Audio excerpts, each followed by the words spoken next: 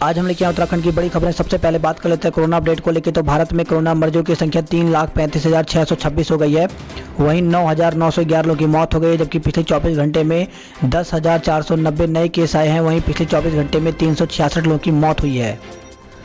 तो उत्तराखंड में भी कोरोना मरीजों की संख्या लगातार बढ़ती जा रही है। उत्तराखंड में कोरोना के 26 नए मामले सामने आए हैं। तो प्रदेश भर में सोमवार को 26 और कोरोना संक्रमित मरीज मिले। वहीं 78 संक्रमित मरीज ठीक भी हुए हैं। प्रदेश में संक्रमित मरीजों की संख्या 1845 हो गई है। देहरादून जिले में 6 लोगों में कोरोना संक्रमण की पुष्टि हुई है। इनकी ट्रैवल हिस्ट्री नहीं है। अल्मोड़ा और उत्तरकाशी में 1-1 संक्रमित मिले हैं। वहीं हरिद्वार, बागेश्वर और पिथौरागढ़ जिले में 2-2, नैनीताल, पौड़ी, रुद्रप्रयाग में 3-3 संक्रमित मरीज मिले हैं। तो अपर सचिव स्वास्थ्य युगल किशोर पंत ने बताया कि अब तक 1190 लोग ठीक भी हुए हैं।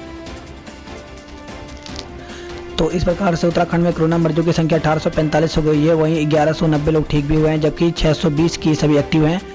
तो अल्मोड़ा में कोरोना मरीजों की संख्या 75 हो गई है। बागेश्वर में 42, चमोली में 44, चंपावत में 48, देहरादून में 481, हरिद्वार में 211, नैनीताल में 338, पौड़ी गढ़वाल में 65, पिथौरागढ़ में 53, रुद्रप्रयाग में 46, टिहरी गढ़वाल में 294, उधम सिंह नगर में 114, उत्तरकाशी में 34। तो टोटल मामले 1845 हो गए हैं।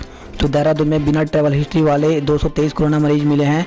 तो इसमें कुछ मरीज ऐसे हैं जो दूसरों के संपर्क में आए हैं। वहीं कुछ सरकारी कर्मचारी हैं जो कोरोना मरीजों के इलाज समेत तमाम व्यवस्थाओं में अपनी सेवाओं को देने से यहाँ पे संक्रमित हुए हैं। तो इस प्रकार से देहरादून में कम्युनिटी ट्रांसफ़र यहाँ पे बढ़ने लगा है। तो जिस प्रकार से कोरोना मरीजों की संख्या बढ़ती जा रही है, इससे आगे लॉकडाउन बढ़ने की उम्मीद है। और इसी प्रकार की खबरें चेन्नई से आई हैं, जहां पे लगातार कोरोना मरीजों की संख्या बढ़ने से 12 दिन के लिए सख्त लॉकडाउन कर दिया गया है।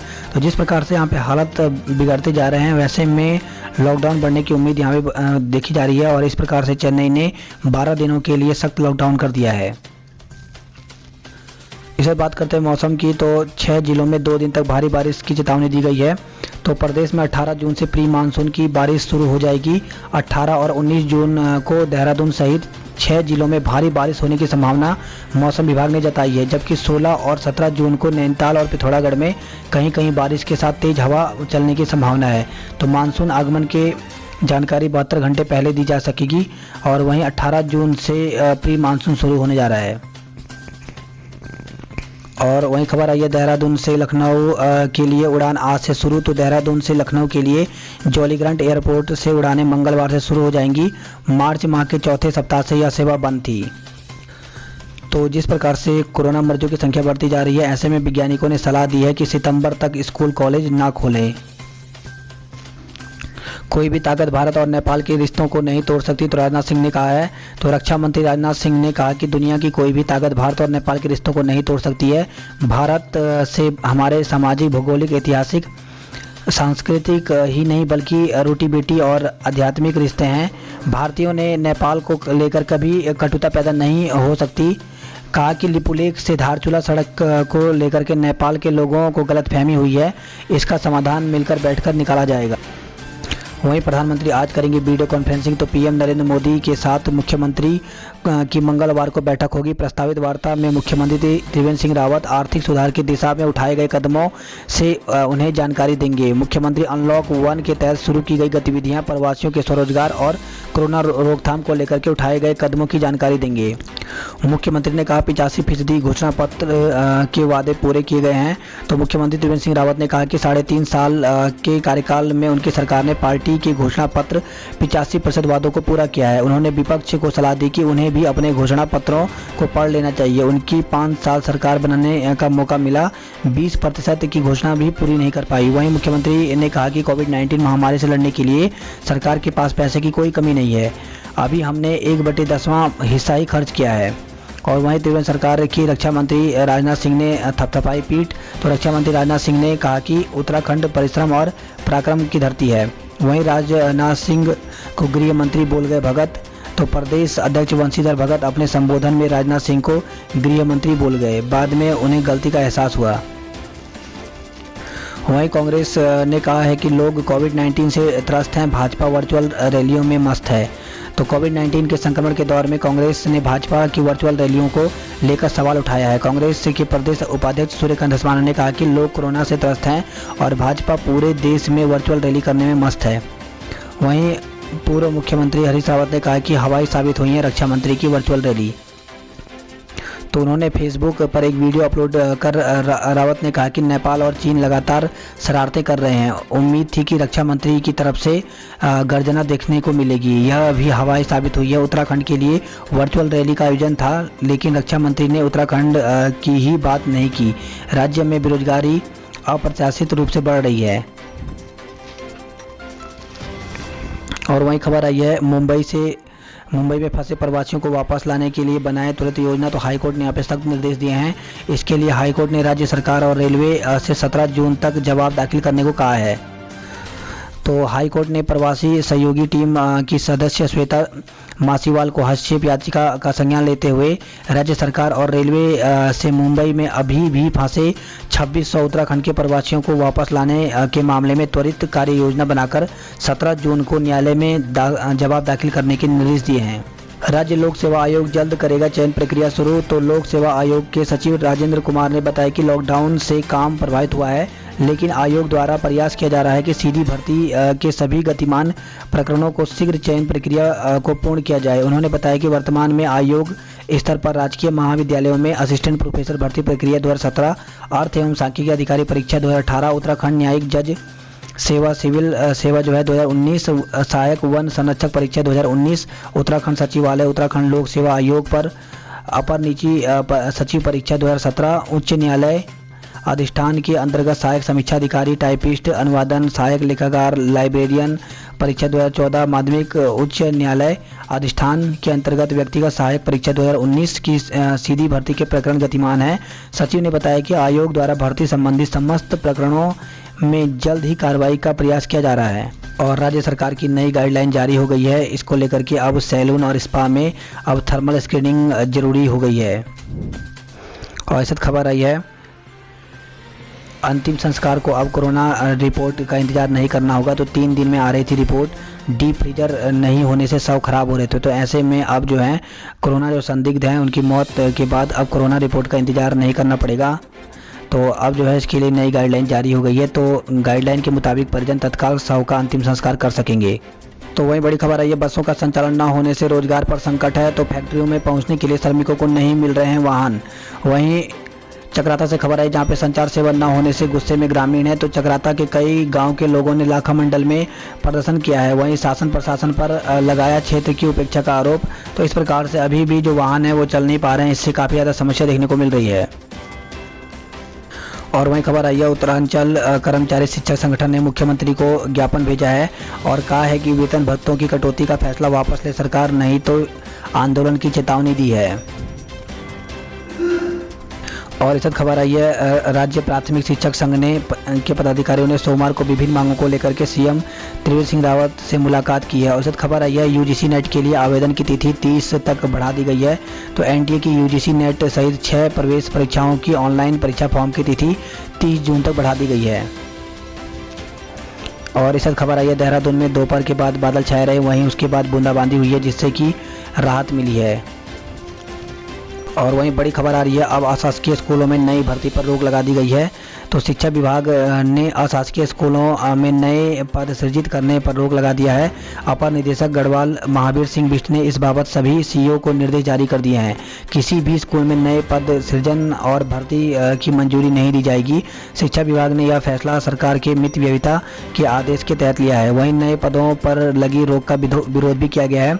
तो प्रदेश सरकार की ओर से नियमित भर्ती और नए पद भरे जाने पर लगाई गई रोक पर उत्तराखंड बेरोजगार संघ ने इसका विरोध किया है। तो संघ के अध्यक्ष बॉबी पवार और प्रदेश प्रवक्ता नरेंद्र रावत ने कहा कि सरकारी नौकरी देने में सरकार पूरी तरह से विफल रही है, इससे बेरोजगार में रोष है। और अब जो है बसों को चलाने की मांग जगह जगह से उठने लग गई है। तो टैक्सी का किराया ज़्यादा ले रहे हैं लोग। वहीं रोडवेज बस चलाने की मांग की गई है। तो कोरोना संकट के साथ दूर दराज वाले के लिए टैक्सी वाहनों में आने जाने का संकट भी गहराने लगा है। यात्रियों को महज 12 किलोमीटर दूर बाराकोट जाने और पहुंचाने के लिए टैक्सी चालक को 100 रुपये तक का किराया देना पड़ा है। तो ऐसे में सभी ने प्रशासन से मांग की है कि जल्द ही रोडवेज बसों को चलाया जाए। पिथौरागढ़ से खबर आई जहां पे 3 माह की बच्ची कोरोना संक्रमित मिली है। और वहीं बड़ी खबर आई है आधार बनाने को लेकर के, ऑनलाइन आवेदन पर ही आधार बनेगा।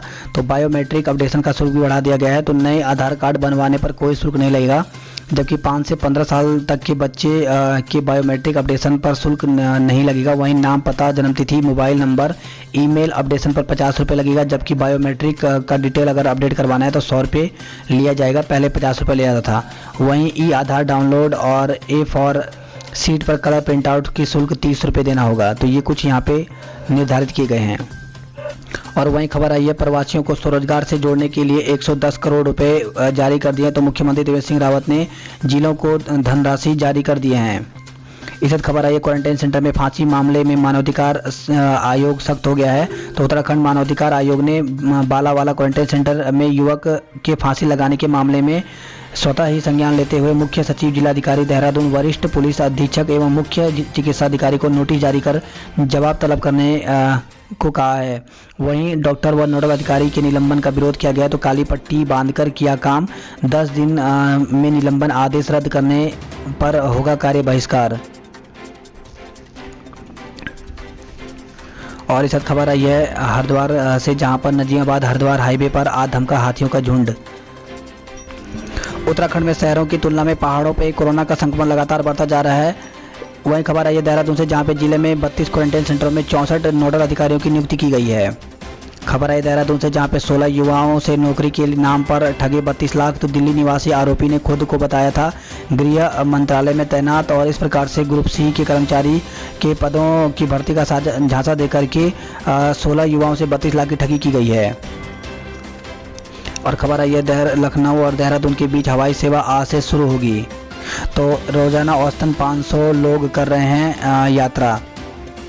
और इस खबर आई है मसूरी पहुंचने वाले सभी बाहरी लोग होंगे क्वारंटीन। तो मसूरी आने वाले हर बाहरी व्यक्ति को स्वास्थ्य परीक्षण के बाद क्वारंटाइन किया जाएगा। और वहीं खबर आई है देहरादून से, जहां पे 11 दिन के बाद मंडी में खुली 42 दुकानें। वहीं सहारनपुर से सब्जी ला रहे 26 ट्रक आशा रोडी से लौटाए गए हैं। और वहीं खबर आई उत्तराखंड बोर्ड परीक्षाओं को लेकर के बोर्ड एग्जाम वाले क्वारंटीन सेंटरों की शिफ्टिंग शुरू हो गई है। तो प्रशासन ने बोर्ड एग्जाम वाले क्वारंटीन सेंटरों को शिफ्ट करने का काम शुरू कर दिया। जिलाधिकारी डॉक्टर आशीष कुमार श्रीवास्तव ने निर्देश दिए थे। इसके बाद अब जो है इसका शिफ्ट करने का काम शुरू कर दिया गया है। खबर आई है अमेजन प्राइम से प्रोडक्ट बेच सकेंगे राज्य के उद्योग। तो इंडस्ट्रियल एसोसिएशन की पहल पर अमेजन प्राइम रजिस्ट्रेशन के लिए तैयार हो गया है। तो इससे जो है अब जो सामान है इनको अमेजन प्राइम के द्वारा बेचा जा सकता है। और खबर है रुड़की से, जहां पे तमंचे के बल पर 22 लाख की लूट हुई है। तो जिला सहकारी बैंक में रकम जमा करने जा रहे थे सहकारी समिति के 2 कर्मचारी।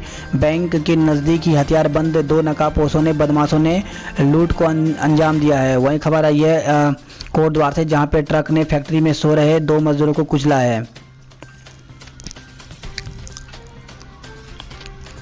और बात करते हैं तो उत्तराखंड की केदारनाथ के 7 साल पूरे हो गए हैं।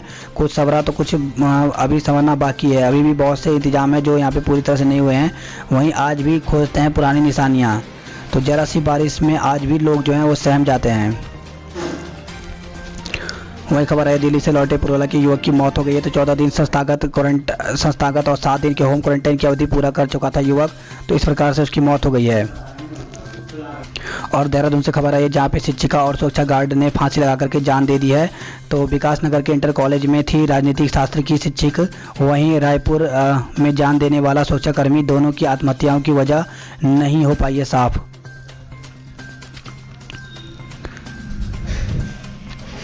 और खबर आई है टिहरी से, जहाँ पे टिहरी और रुद्रप्रयाग में 3 नए कोरोना के संक्रमित मरीज मिले हैं। वहीं श्रीनगर देवप्रयाग से खबर आई है, जहां पे संक्रमित युवक की गलती पड़ी भारी, केस दर्ज किया गया। तो देवप्रयाग में मिले 3 कोरोना संक्रमित ड्राइवर की रिपोर्ट पॉजिटिव आई है।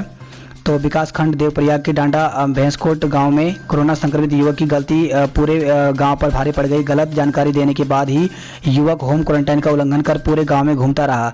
युवक की लापरवाही से गांव को कंटेनमेंट जोन घोषित कर दिया गया है। और खबर आई है नारायणनगर से, जहां पे मलबे की चपेट में आए 2 युवक, एक की मौत हो गई है तो दूसरे को CSC प्राथमिक उपचार के लिए हायर सेंटर में रेफर किया गया है। लमगांव टिहरी से खबर आई, जहां पे घर के बगीचे में पड़ा मिला विवाहिता का शव। तो भेतुला गांव के एक विवाहित का शव घर के बगीचे में मिला पड़ा। और वहीं खबर आ रही गढ़वाल से, जहां पे श्रीनगर से गोपेश्वर तक वसूल रहे हैं 800 रुपये किराया। तो लोगों ने रोडवेज बसों के संचालन शुरू करने के लिए मांग की है। और खबर आई है रुद्रप्रयाग से, जहां पे स्वरोजगार के लिए 250 प्रवासियों ने पंजीकरण करवाया है।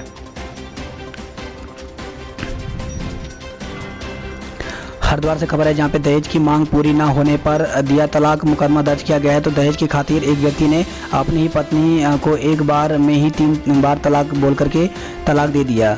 तो विवाहिता का आरोप है कि भूखा प्यासा रखकर उसे यातनाएं भी दी गई। पीड़ित की शिकायत पर ज्वालापुर पुलिस ने आरोपी पति समेत अन्य लोगों पर केस दर्ज किया है। और खबर आई है वहीं रुड़की से, जहां पर चोरी हुई है तो सोता रहा परिवार, चोरों ने खंगाला मकान। तो रामनगर में दूसरी मंजिल पर कमरे की कुंडी खोलकर हजारों का सामान उड़ाया। पुलिस जांच कर रही है CCTV कैमरे के द्वारा। वहीं खबर आई है गंग नहर हरिद्वार से, जहां पर एक व्यक्ति ने गंग नहर में कूद करके जान दे दी है। बात करते हैं हल्द्वानी की खबरों की। तो कोरोना पॉजिटिव महिला की मौत हो गई। तो 6 दिन पहले STH में हुई थी भर्ती अल्मोड़ा की रहने वाली तो सुशीला तिवारी अस्पताल में भर्ती अल्मोड़ा निवासी कोरोना पॉजिटिव महिला की सोमवार को की शाम को मौत हो गई है। वो 56 वर्ष की थी।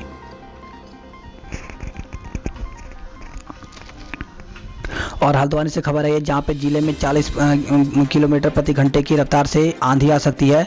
तो मौसम विभाग ने अलर्ट जारी किया है। और वहीं खबर आई है कपाट बंद, हाईवे से ही किए बाबा के दर्शन। तो इस बार 15 जून को नहीं लग पाए कैंची धाम में मेला, मगर कम नहीं हुई भक्तों की उत्साह। तो लोगों ने दूर से ही दर्शन किए हैं। बात करते कुमाऊं की खबरों की। तो ऑनलाइन पढ़ाई और परीक्षा बच्चों के लिए बड़ी मुसीबत बनी हुई है। तो बच्चे जो हैं वो दूर दूर जा कर के ऑनलाइन पढ़ाई कर रहे हैं, क्योंकि नेटवर्क की यहाँ पर प्रॉब्लम है। वहीं पिथौरागढ़ जिले में कोरोना संक्रमित मरीजों की संख्या 53 हो गई है।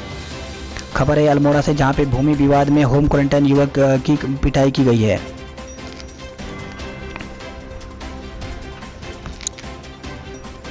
और खबर आ रही है पिथौरागढ़ से, जहां पे खतरे के निशान 890 से 2-3 मीटर नीचे बह रही है काली नदी। तो जिले में लगातार हो रही बारिश से बढ़ रहा है नदियों का जलस्तर।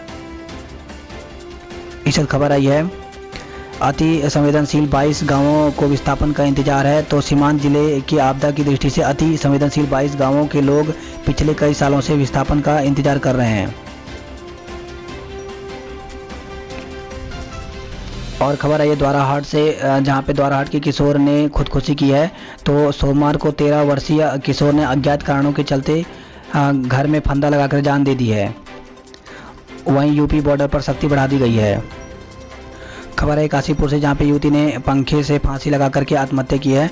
तो मां की मौत से दुखी होकर उठाया आत्मघाती कदम। वहीं खबर है खटीमा से, जहां पे बिजली फिटिंग करते युवक को करंट लगा है, जिससे मौत हो गई है। गदरपुर में संदिग्ध परिस्थितियों में महिला की मौत हुई है। और खबर है काशीपुर से, जहां पे काशीपुर क्षेत्र में घर में घुसकर के युवती का अपहरण किया गया है। तो तहरीर के आधार पर रिपोर्ट दर्ज की गई है। अनुसूचित जाति की है युवती। इस खबर है रुद्रपुर से, जहां पे स्नातक प्रथम वर्ष के विद्यार्थियों ने प्रमोट करने की मांग की है। तो उत्तराखंड बोर्ड परीक्षाओं को लेकर के बड़ी खबर है, ये बिना मास्क के नहीं मिलेगा प्रवेश।